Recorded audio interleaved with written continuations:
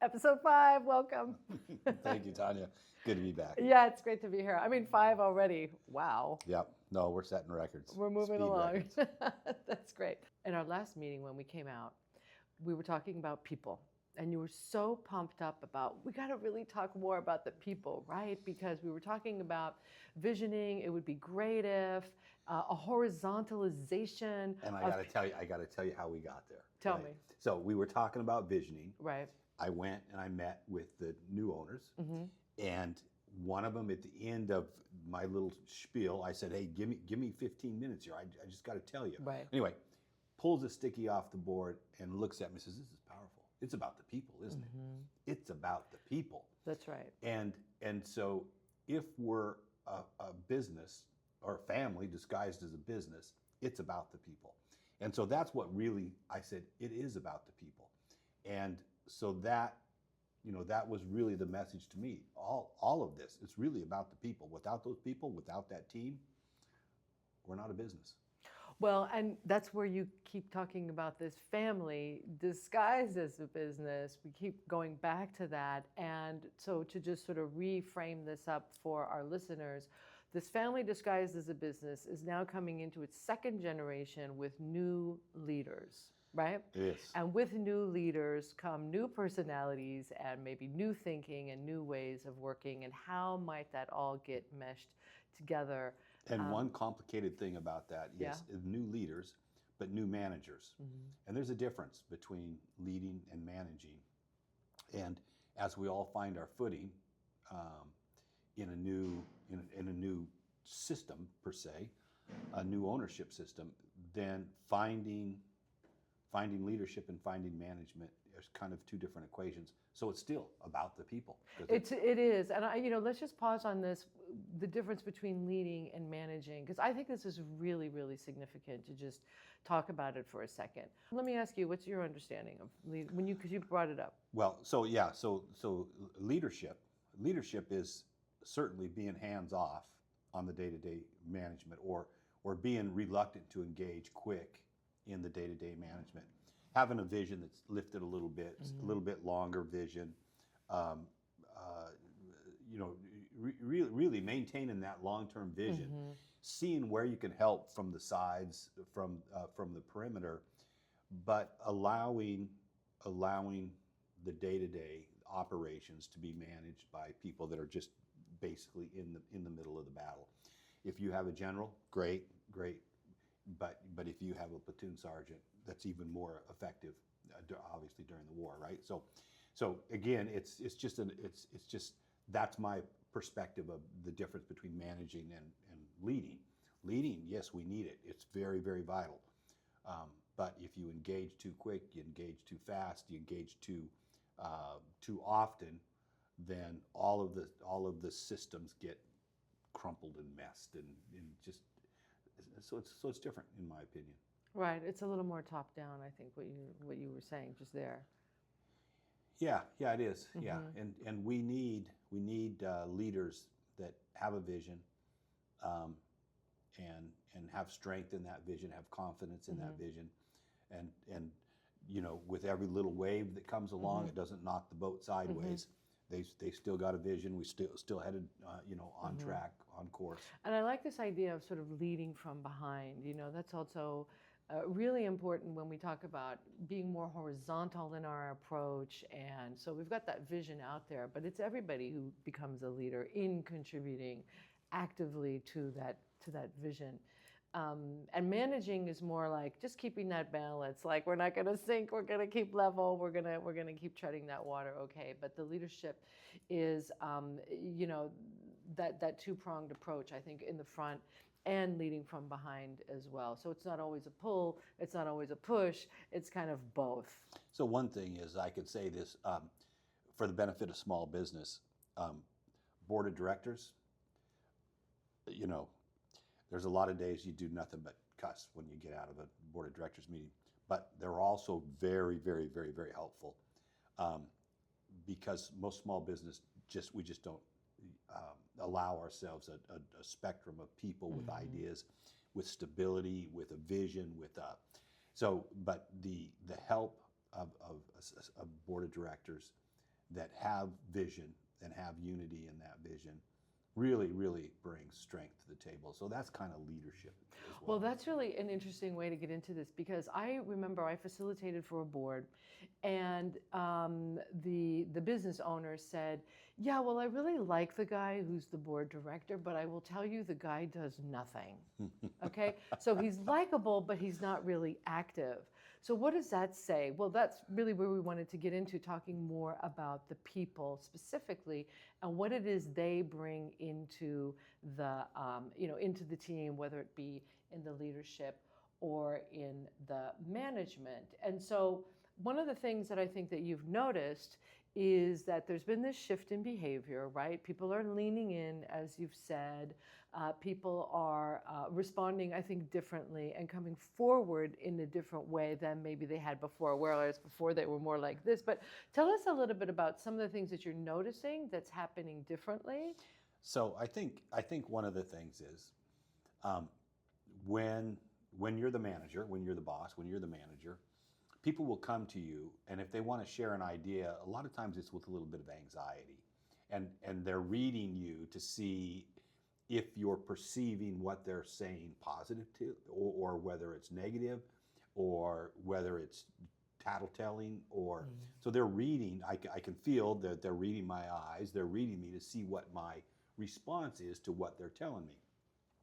What I found, and maybe it's because of the shift that you helped create, is that people are free, more free to come and just share an idea. But it's an idea, and without any anxiety, without any trepidation, just share the idea and seem at ease about that.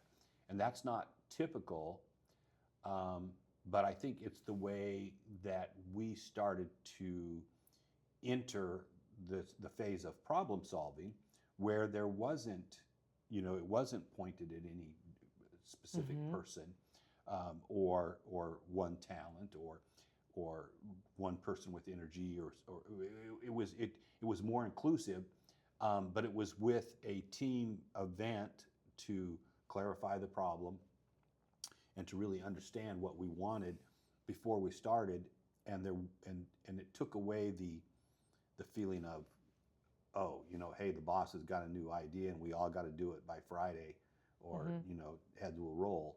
It takes all of that away, and you learn to communicate a little bit differently, but it allows people then to share more openly and without the intent of, I need to share this today and I expect a reaction from the boss by tomorrow, which is not always what you need. A lot of times it's just share the idea. And, right. But again, I think it's the difference is we open the door a little bit differently for communication. The response has been that we've stripped away some of the anxiety from future conversations. Well, that's great, because it's an indication that people are feeling safe. Yeah, and that there's no right or wrong. These are just ideas. That's right? exactly right. Ideas are ideas. They're incomplete thoughts. But so you mentioned people are coming forward with ideas. I think you also talked about some people after that meeting.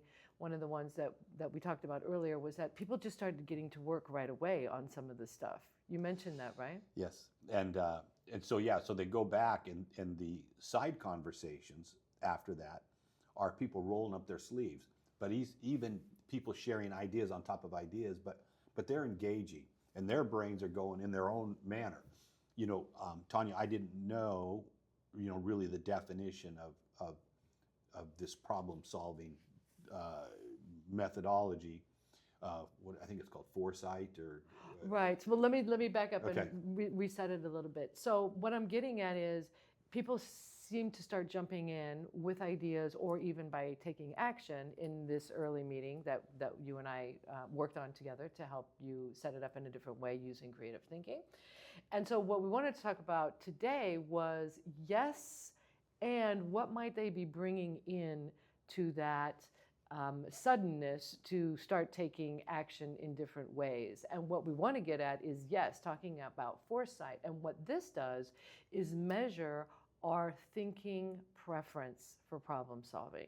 So just like we can measure personality with Myers-Briggs, which is of course very famous for personality assessment, we have an assessment that's called Foursight, and that assesses your preference for problem solving. And this is real. So let's just give a little, let's just play a little game, shall we? Okay. Okay, so and people can do this at home too. So you're just going to go ahead and cross your hands as you naturally would, just however you might cross them. Just like that? Just like that, just how you would naturally do it. And then go ahead and do that the other way, like the other hand on top.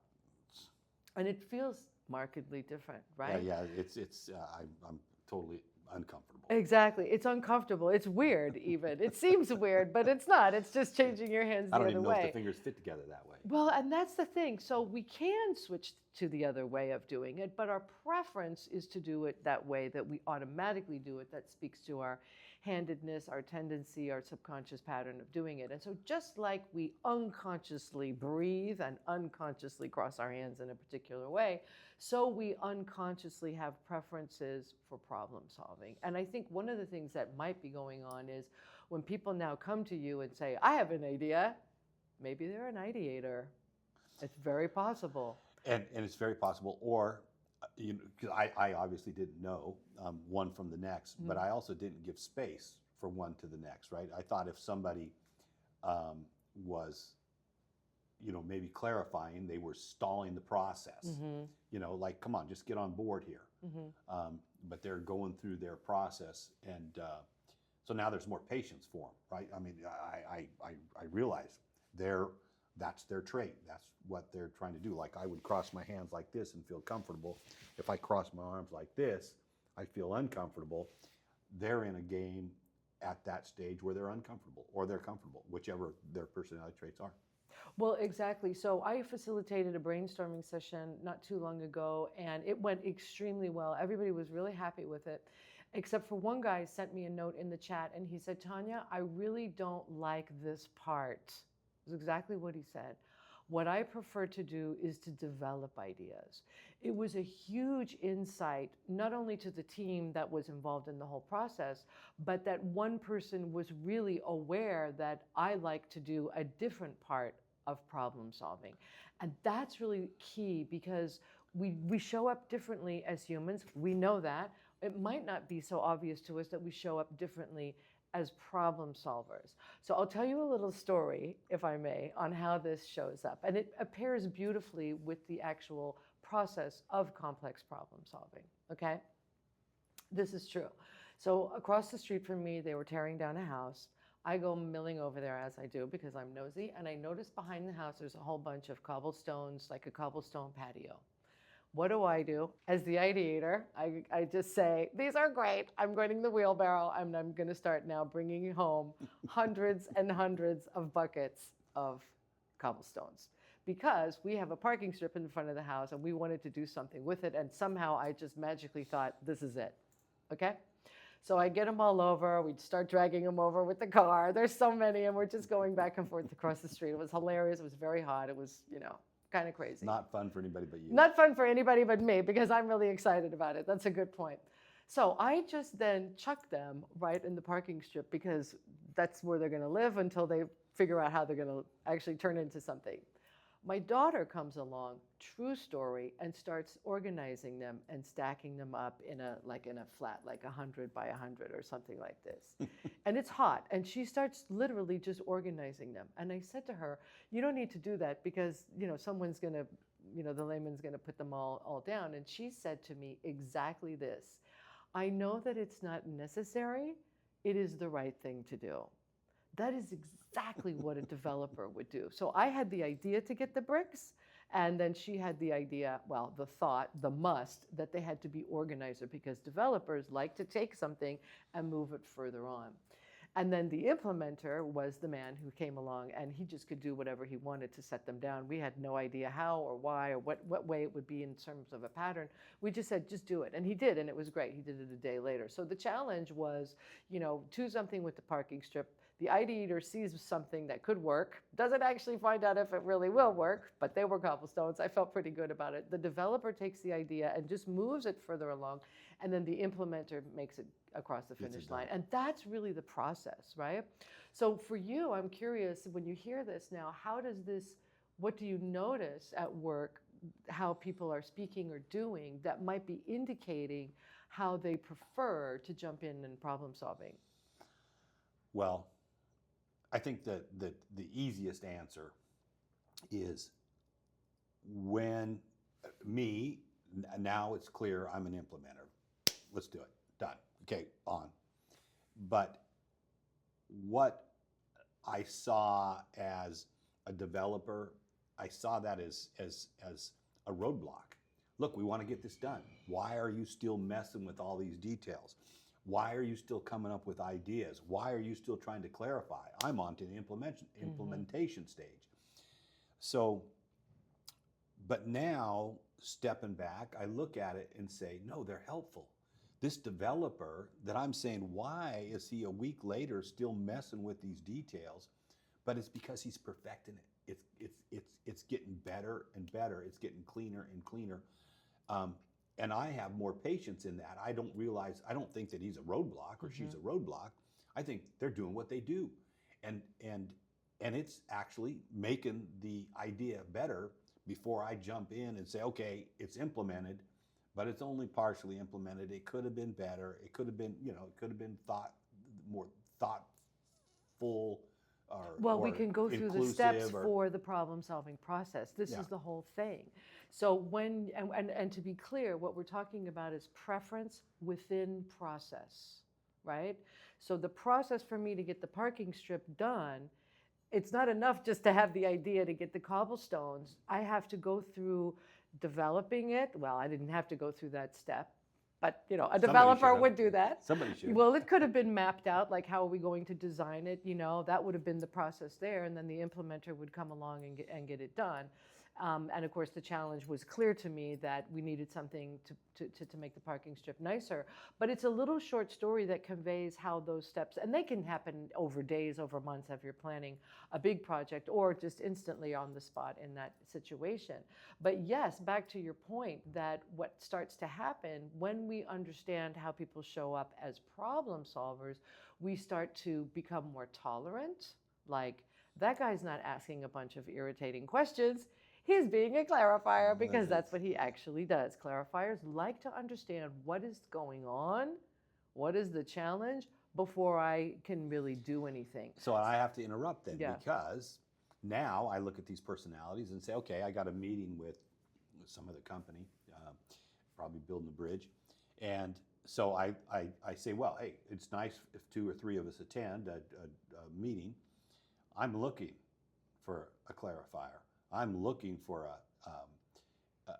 the personality that I'm not to help attend that meeting and process information and even enter the process differently than I would. Well, that's exactly right. Because instead of bringing all these implementers and that's next exactly thing we got right. a contract, but what's the contract for? How are we going to build That's it? We're going to build it exactly by right. when? No, that ain't never going to happen. That's exactly right. But And the implementer also says, oh yeah, we are. Well, and this is the other thing is we so there's basically the four areas of problem solving: clarify, ideate, develop, and implement. Also shows up in thinking preferences. However, we also have a 2 and 3 and 4 types of preferences that can show up in a person. So for example, when I go back to the person who was the board director, who was not really involved in anything but was likable, he was an integrator, somebody who has no peak preference in all of these categories and is very handy for keeping everything moving along and keeping everything smooth and basically integrating the process and making sure that there's a lot of harmony.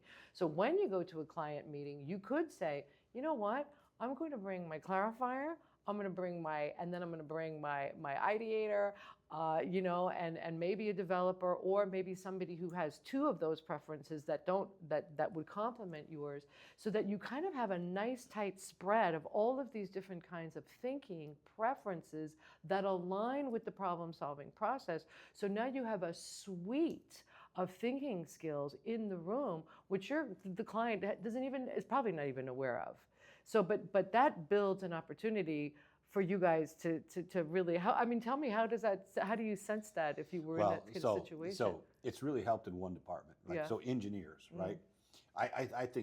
Now I just think every engineer is a clarifier, right? They're going to ask questions until I'm crazy. Well, that's interesting because lots of times people's their innate preferences brings them toward work. Not always, but in many instances, it explains it, yeah. Mm-hmm. And so a lot of times you go to a meeting, I'm trying to roll. Let's go. Let's get this figured out. Let's get this contract Well, and done. that's great because business leaders do tend to be implementers. Not a big surprise, but go ahead, keep going.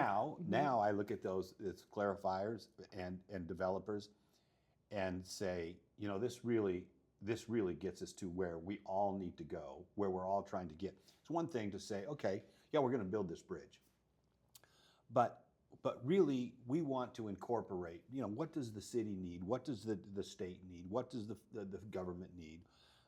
What do the people really want to see? Is this a signature bridge entry into their city? Is this just a transportation Kent, are you bridge? gathering information? Am I what? Are you gathering? I'm gathering information, yeah. But again, but that's not implementer style, right? No. But one thing that I like about some of these meetings now, knowing that that's their personality trait, those questions or the time we wasted in my previous life, that I thought, man, we're not getting to the subject, this contract here.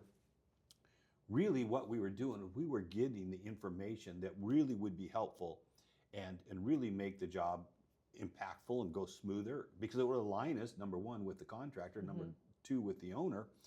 But we give to the city, the actual design team, we listened, we heard, because we were clarifying what we were seeing. And so really it's been a benefit.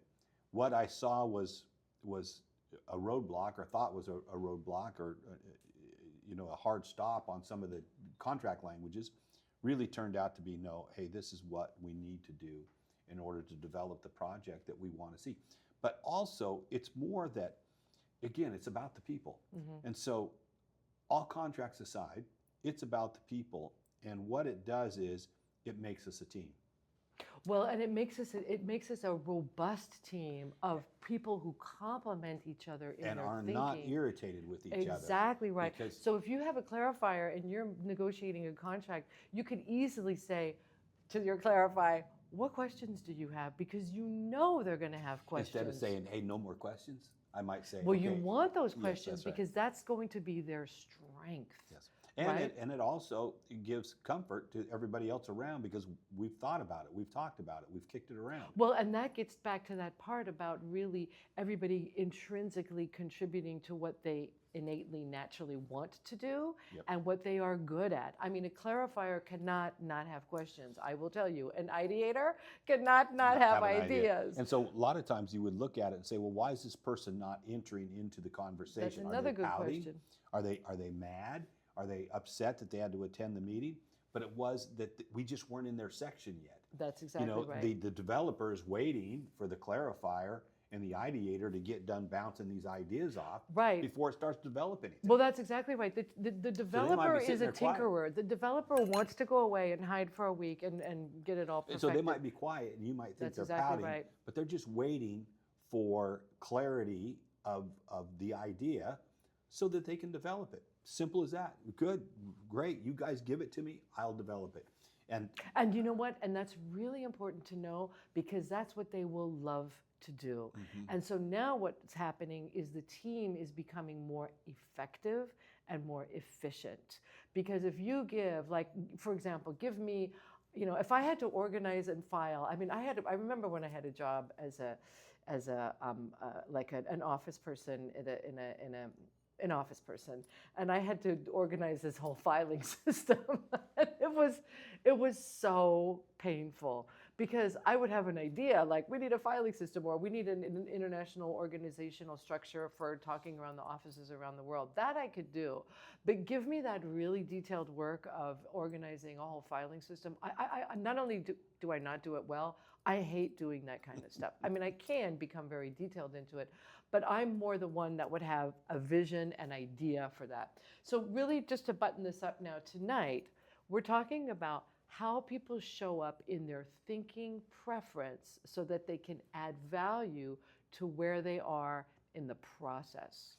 And once you understand that, it adds value to your management system, because now you're looking to different team members for input and for strengths that you used to think maybe were disengagement or we don't care attitude.